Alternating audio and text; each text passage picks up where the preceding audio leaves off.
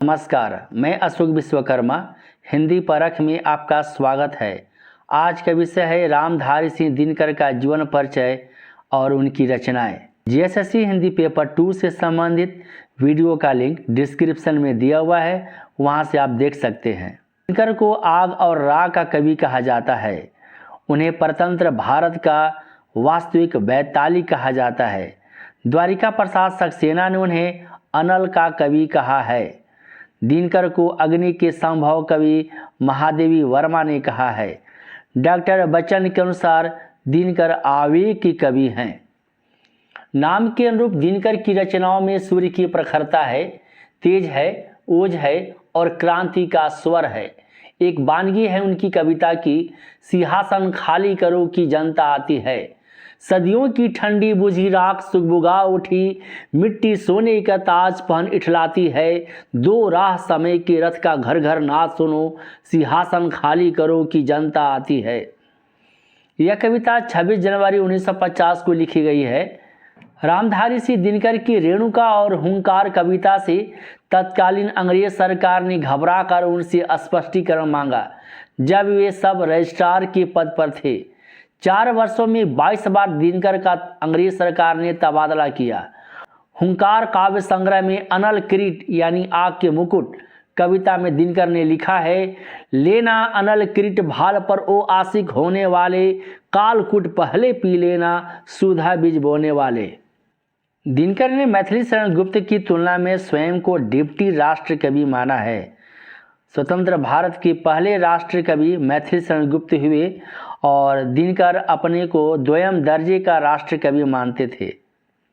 दिनकर प्रगतिवादी कवि हैं। उन्हें वीर रस का कवि कहा जाता है। दिनकर राष्ट्रीय संस्कृति के काव्य धारा के प्रतिनिधि कवि हैं।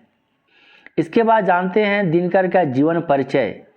दिनकर का जन्म बिहार राज्य के बेगूसराय जिला के सिमरिया गांव में 23 सितंबर 1908 ईस्वी में हुआ था। इनके पिता का नाम है रवि सिंह, माता का नाम है मनरूप देवी, पत्नी का नाम है श्यामावती देवी। हाई स्कूल की शिक्षा मोकामा घाट हाई स्कूल से प्राप्त की। 1928 ईस्वी में इंटरमीडिएट की परीक्षा पास की। उन्होंने 1932 में पटना विश्वविद्यालय से इतिहास से बीए की परीक्षा पास की। इसके बाद जानते हैं रामधारी सिंह दिनकर के कार्य क्षेत्र। माध्यमिक विद्यालय में प्रधानाचार्य के पद पर कार्य किया। 1934 से 1947 तक बिहार सरकार के सीतामढ़ी में सब रजिस्ट्रार के पद पर नियुक्त हुए। बिहार सरकार के जनसंपर्क विभाग प्रचार विभाग में उप निदेशक के पद पर उन्होंने कार्य किया। मुजफ्फरपुर के लंगट सिंह कॉलेज में हिंदी विभागाध्यक्ष के पद पर कार्य किया और भारत सरकार के हिंदी सलाहकार नियुक्त हुए। 3 अप्रैल 1952 से 26 जनवरी 1964 तक राज्यसभा के मनोनीत सदस्य नियुक्त हुए। वे लगातार 3 बार राज्यसभा के सदस्य रहे। वे 12 वर्षों तक राज्यसभा के सदस्य रहे। 1955 ईस्वी में दिनकर वारसा पोलैंड के अंतर्राष्ट्रीय कवि सम्मेलन में भाग लिए। 1957 ईस्वी में वे चीन के लेखक संघ के निमंत्रण पर चीन गए। 1964 में भागलपुर विश्वविद्यालय के उप कुलपति के पद पर नियुक्त हुए। राज्यसभा के सदस्य से त्याग पत्र देकर भागलपुर विश्वविद्यालय के उप कुलपति बने थे दिनकर। 1965 से 1971 ईस्वी तक गृह मंत्रालय में हिंदी सलाहकार के पद पर नियुक्त हुए। दिनकर आकाशवाणी के निदेशक भी रहे। हिंदी साहित्य जगत के आकाश में सूर्य बनकर चमकने वाले रामधारी सिंह दिनकर की मृत्यु 24 अप्रैल 1974 को मद्रास में हुई। उस दिन यह सूर्य सदा के लिए अस्त हो गया। इसके बाद जानते हैं दिनकर का साहित्यिक परिचय। रचनाओं में सबसे पहले जानते हैं प्रबंध काव्य। प्रणभंग 1929 ईस्वी में प्रकाशित हुई। यह एक खंड काव्य है। कुरुक्षेत्र 1946 ईस्वी में प्रकाशित होती है। रश्मि रथी 1952 ईस्वी में प्रकाशित होती है। उर्वशी 1961 ईस्वी में प्रकाशित होती है। यह एक गीति नाट्य है, काव्य नाट्य है। इस पर भारतीय ज्ञानपीठ पुरस्कार मिलता है दिनकर को। इसके बाद जानते हैं दिनकर का काव्य संग्रह। रेणुका का प्रकाशन काल 1935 ईस्वी है। हुंकार का प्रकाशन काल 1938 ईस्वी है। रसवंती का प्रकाशन काल 1939 ईस्वी है। द्वंद्व गीत 1940 ईस्वी में। धूप छां का प्रकाशन काल 1947 है। सामधेनी, बापू, इन तीनों रचनाओं का प्रकाशन काल 1947 ईस्वी है। इन रचनाओं में सबसे अधिक महत्वपूर्ण है रेणुका, हुंकार, रसवंती, द्वंद्व गीत और सामधेनी। दिनकर के अगला काव्य संग्रह है इतिहास के आंसू, जिसका प्रकाशन काल 1951 है। 1951 में धूप और छां का भी प्रकाशन हुआ है। नीम के पत्ते 1954 ईस्वी, नीलकुसुम 1955 ईस्वी, चक्रवाल 1956 ईस्वी, कविश्री 1957 ईस्वी, सीपी और शंख और नए सुभाषित का प्रकाशन काल है 1957 ईस्वी। इसमें इतिहास की आंसू अत्यधिक महत्वपूर्ण है। इसके बाद इनका सबसे अधिक महत्वपूर्ण काव्य संग्रह है परशुराम की प्रतीक्षा, जिसका प्रकाशन काल 1963 ईस्वी है। यह परीक्षा के लिए अति महत्वपूर्ण है। इसके बाद अगला काव्य संग्रह है आत्मा की आँखें। यह भी आपके परीक्षा के लिए महत्वपूर्ण है। टी.एच. लॉरेंस के अंग्रेजी काव्य से इनका हिंदी अनुवाद किया गया है। कोयला और कवित्व 1964 ईस्वी में प्रकाशित हुई। मृत्यु तिलक 1964 ईस्वी। दिनकर की सूक्तियाँ 1964। हारे को हरिनाम, यह भी आपके परीक्षा के लिए अति महत्वपूर्ण है, जिसका प्रकाशन काल 1970 ईस्वी है। संचयिता 1973 ईस्वी। रश्मि लोक का प्रकाशन काल 1974 ईस्वी। इसके बाद जानते हैं निबंध संग्रह और अन्य गद्य कृतियाँ। मिट्टी की ओर 1946 ईस्वी। चित्तौड़ का साका 1948 ईस्वी में प्रकाशित हुई। अर्धनारीश्वर का प्रकाशन काल 1952 ईस्वी है। रेती के फूल का 1954 ईस्वी। उजली आग 1956 ईस्वी। राष्ट्रभाषा और राष्ट्रीय एकता का प्रकाशन काल 1955 ईस्वी। वेणुवन का प्रकाशन काल है 1958 ईस्वी। इसमें आपकी मिट्टी की ओर, अर्धनारीश्वर, रेती के फूल अत्यधिक महत्वपूर्ण है। धर्म, नैतिकता और विज्ञान का प्रकाशन काल 1969 ईस्वी है। साहित्यमुखी का प्रकाशन काल 1968 ईस्वी। राष्ट्रभाषा आंदोलन और गांधी जी का प्रकाशन काल है 1968 ईस्वी। ये आपके बाद जानते हैं दिनकर का आलोचना ग्रंथ है शुद्ध कविता की खोज, काव्य की भूमिका, पंत प्रसाद और मैथिली शरण। यात्रा वृत्तांत है इनका। मेरी यात्राएं 1971 ईस्वी। देश विदेश का प्रकाशन काल है 1957 ईस्वी। इसके बाद जानते हैं संस्कृति दर्शन से संबंधित इनकी रचनाएं। संस्कृति के 4 अध्याय, जिसका प्रकाशन काल है 1956 ईस्वी। इस पर साहित्य अकादमी का पुरस्कार मिलता है। ये आपकी परीक्षा के लिए अति महत्वपूर्ण है। भारतीय संस्कृति की एकता का प्रकाशन काल 1955 ईस्वी। 1955 ईस्वी में भारतीय संस्कृति की कहानी भी प्रकाशित होती है। इन रचनाओं से संबंधित विशेष तथ्य वीडियो के आगे हम लोग देखेंगे। बाल कविताएं इन्होंने लिखी है। चांद का कुर्ता, नमन करूं मैं, सूरज का ब्याह, चूहे की दिल्ली यात्रा, मिर्च का संस्मरण उन्होंने लिखा है। लोकदेव नेहरू और वट पीपल, ये आपके परीक्षा के लिए महत्वपूर्ण है। इसके बाद जानते हैं दिनकर के प्रसिद्ध रचनाओं से संबंधित तथ्य। कुरुक्षेत्र के बारे में जानते हैं। इन रचनाओं से संबंधित जितने सारे तथ्य हैं, ये आपके परीक्षा के लिए अति महत्वपूर्ण है। कुरुक्षेत्र एक प्रबंध काव्य है। कुरुक्षेत्र में 7 सर्ग हैं। कुरुक्षेत्र महाभारत के शांति पर्व पर आधारित एक कथात्मक काव्य है। यह उस समय लिखा गया जब द्वितीय विश्व युद्ध की यादें ताज़ा थीं। कुरुक्षेत्र को विश्व के सर्वश्रेष्ठ काव्यों में 74वां स्थान मिला है। भदंत आनंद कौशल्यायन ने कुरुक्षेत्र को आधुनिक युग का गीता कहा है। कुरुक्षेत्र के 6ठे सर्ग में भीष्म और युधिष्ठिर का वार्तालाप नहीं है, बल्कि स्वयं कवि ने अपना विचार दिया है। कुरुक्षेत्र में भीष्म और युधिष्ठिर 2 महत्वपूर्ण पात्र हैं। कुरुक्षेत्र में युद्ध को लेकर विश्व शांति की कामना की गई है। इसके बाद जानते हैं कुरुक्षेत्र की प्रसिद्ध काव्य पंक्तियाँ। शांति नहीं तब तक जब तक सुख भाग न नर का सम हो, नहीं किसी को बहुत अधिक हो, नहीं किसी को कम हो। दूसरी काव्य पंक्ति है, सावधान मनुष्य, यदि विज्ञान है तलवार, तो इसे फेंक तज कर मोह स्मृति के पार। खेल सकता तो नहीं, ले हाथ में तलवार, काट लेगा अंग, तिखी है बड़ी यह धार। क्षमा सोबती उस भुजंग को, जिसके पास गरल हो, उसको क्या जो दंतहीन विषहीन विनित सरल हो। इसके बाद जानते हैं परशुराम की प्रतीक्षा। 1962 ईस्वी में चीन से हार के बाद रामधारी सिंह दिनकर ने परशुराम की प्रतीक्षा लिखी। इसी समय कवि से लेकर फिल्मी गीतकारों ने इस विषय पर लिखा है। 1962 में जो चीन के से हार के बाद लिखा गया, कवि प्रदीप ने लिखा, ए मेरे वतन की लोगों जरा आँख में भर लो पानी। कैफी आजमी फिल्मी गीतकार ने लिखा, दोस्त दोस्त न रहा। कविता का पाठ किया, जिससे तत्कालीन प्रधानमंत्री नेहरू का सिर झुक। नेहरू के प्रशंसक होने के बावजूद रामधारी सिंह दिनकर ने परशुराम की प्रतीक्षा लिखकर नेहरू पर निशाना साधा था। घातक है जो देवता सदृश दिखता है, लेकिन कमरे में गलत हुक्म लिखता है। जिस पापी को गुण नहीं गोत्र प्यारा है, समझो उसने ही हमें यहाँ मारा है।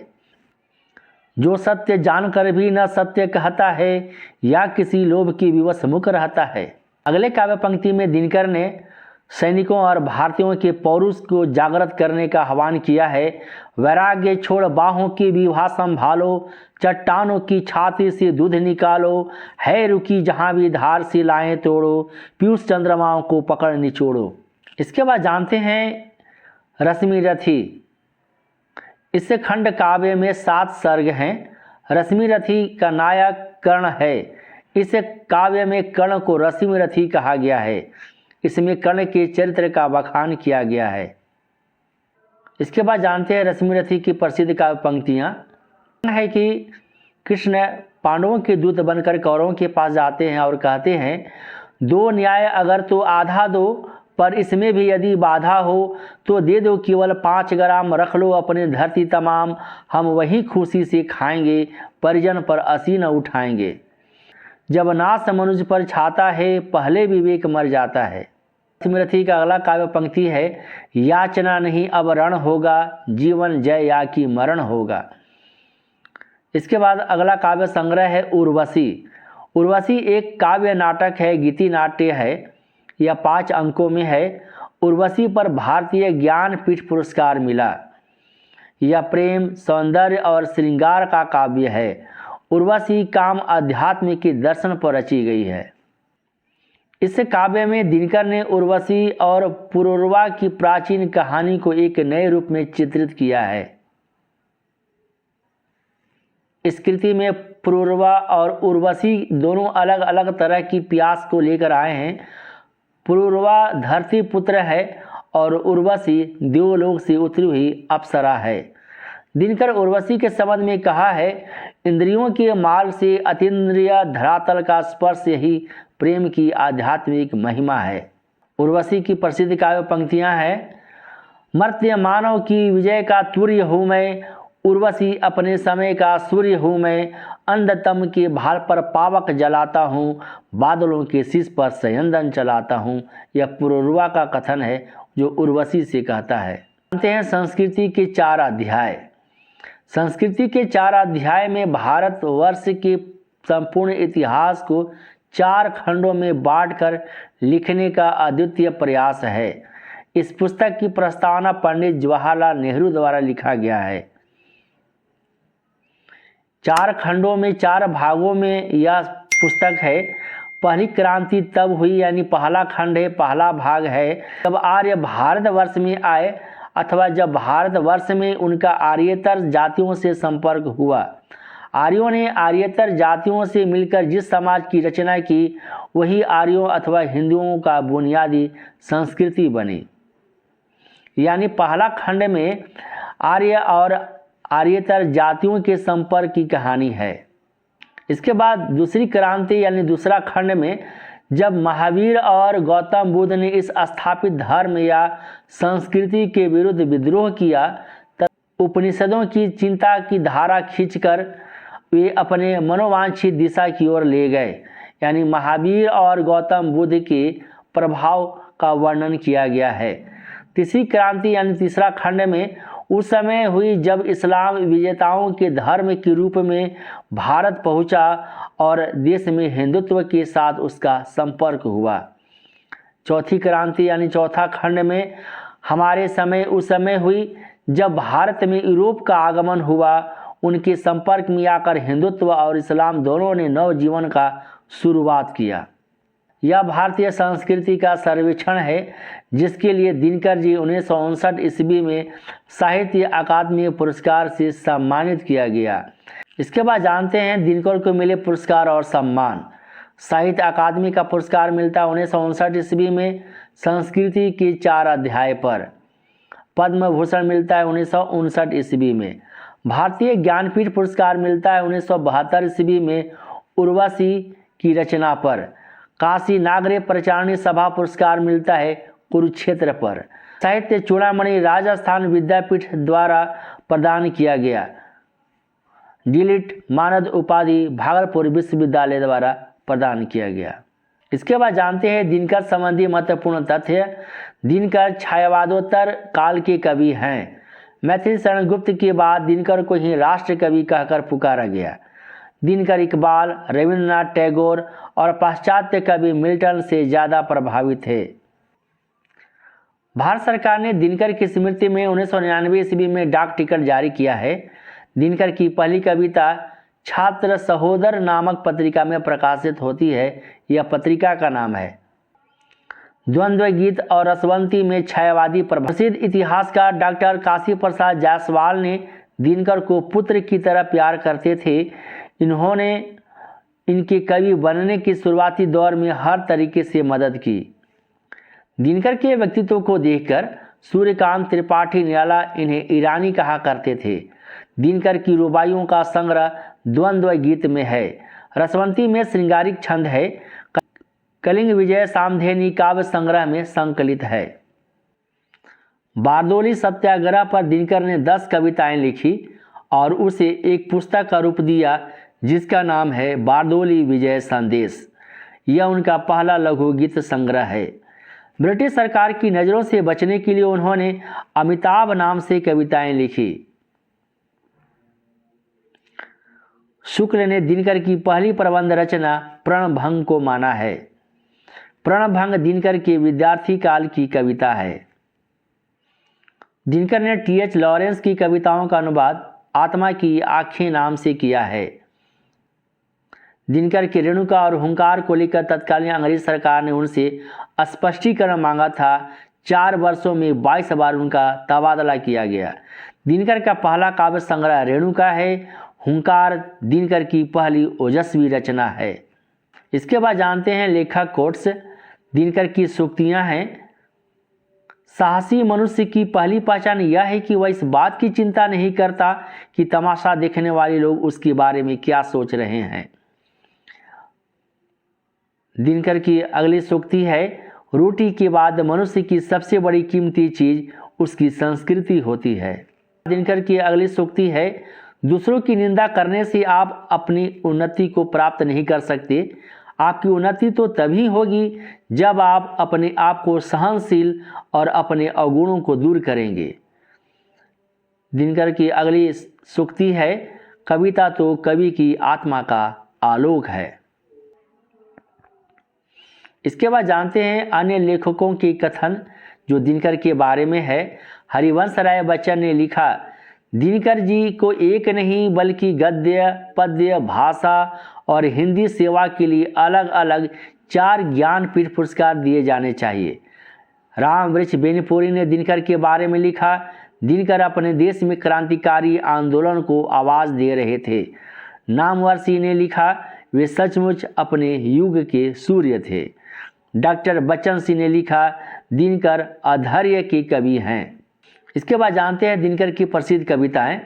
कलम आज उनकी जय बोल, जला अस्थियां बारी बारी चिटकाई, जिनमें चिंगारी जो चढ़ गए पुण्य वेदी पर, लिए बिना गर्दन का मोल, कलम आज उनकी जय बोल। हिमालय, मेरे नगपति मेरे विशाल, सकार दिव्य गौरव विराट, पौरुष की पूंजीभूत ज्वाल, मेरी जननी की हिमकिरीट, मेरे भारत के दिव्य भाल, मेरे नगपति मेरे विशाल।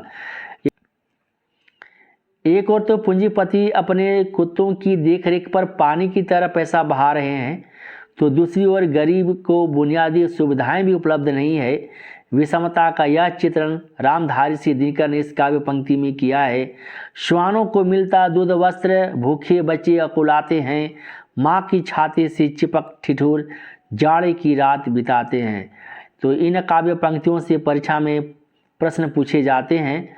तो वीडियो कैसा लगा आप हमें कमेंट कर बताएं। यदि चैनल पर पहली बार आए हैं तो हिंदी परख को सब्सक्राइब करें, बेल आइकन को प्रेस करें ताकि नोटिफिकेशन आपके पास समय पर पहुंच सके। वीडियो को लाइक और अपने साथियों के बीच शेयर करें। नमस्कार।